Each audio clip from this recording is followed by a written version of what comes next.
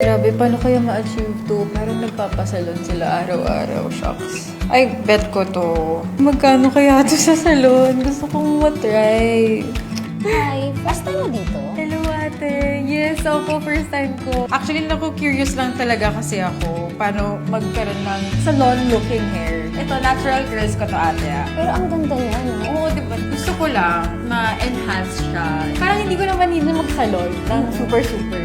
Parang DIY. Oo, DIY, exactly.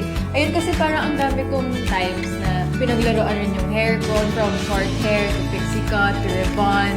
Like, even at the early age of mga grade 6, nagpa-rebond na ako. And then after that, oo. Tapos after that, nagpa-pixie cut pa ako ng grade 7. Pero ito na yung pinaka-natural hair right now.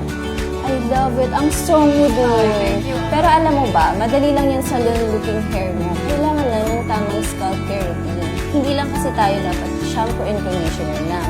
Kailangan din natin ng mga serums and treatments para sa scalp. Meron ako magandang products na para sa'yo. Ito yung pang-strengthen ng strands. Si Dove.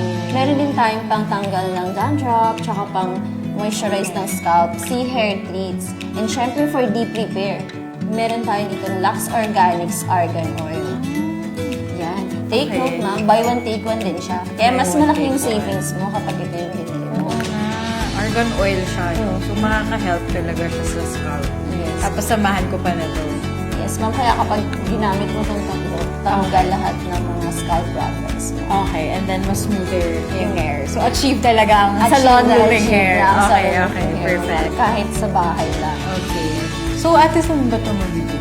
Siyempre sa Watsons, yes, kahit nasa bahay ka lang, para kang nagpag-glow up. Oo nga. Yun nga kasi talaga ang goal ko, promise. As in, gusto ko lang ng hair care routine, salon, sa bahay, DIY lang, diba? So,